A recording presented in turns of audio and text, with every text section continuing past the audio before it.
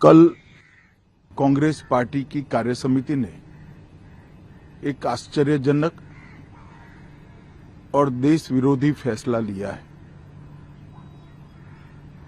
उन्होंने अपनी पार्टी के 37 के रिजोल्यूशन को फॉलो करते हुए महान वंदे मातरम गीत के 2 ही छंद गाने का फैसला किया है। मैं इस समय पर पूरे देश को याद कराना चाहता हूं कि 1937 में कांग्रेस पार्टी ने मुस्लिम अपीसमेंट के लिए वंदे मातरम के 2 टुकड़े कर देश के विभाजन की नींव डाली थी और वहीं से 2 राष्ट्र के सिद्धांत को ताकत मिली थी और अंततोगत्वा देश का विभाजन हुआ और पाकिस्तान का जन्म हुआ था। आज जब वो ऐतिहासिक गलती को वंदे मातरम के गीत के प्रागट्य के 150वें साल में नरेंद्र मोदी सरकार ने सुधार कर बंकिम बाबू की ये अमर कृति को पूरा गीत गाकर राष्ट्रीय एकात्मता को फिर से एक बार सुदृढ़ करने का प्रयास किया है और सभी सरकारी फंक्शंस में इसको पूर्ण रूपेण गाने का जो निर्णय किया है वो निर्णय को कानूनी जामा भी पहनाया है।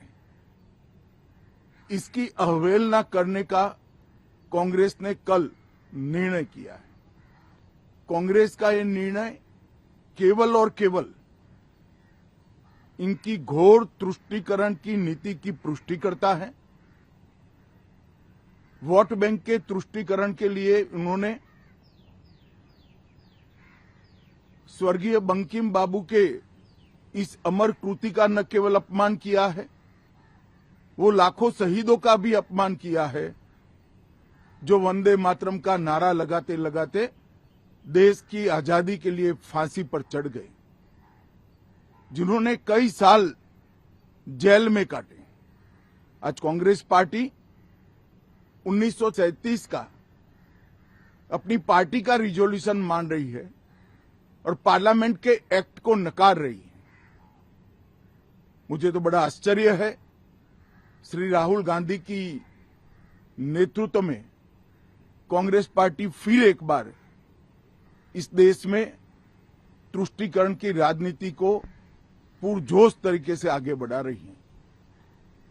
मैं देश की जनता को अपील करना चाहता हूं कि एक बार इस देश ने गलती करी थी वंदे मातरम के 2 टुकड़े होने देने की और एक गलती के गंभीर परिणाम हमने भुगते हैं।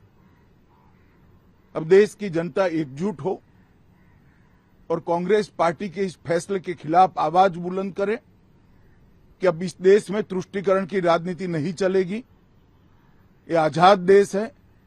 आजादी के 80 साल के बाद 1937 में जो फैसला कांग्रेस ने किया था, जिसको नरेंद्र मोदी जी ने सुधारा है, उसके सामने का कोई विरोध इस देश की जनता नहीं सहन करेगी।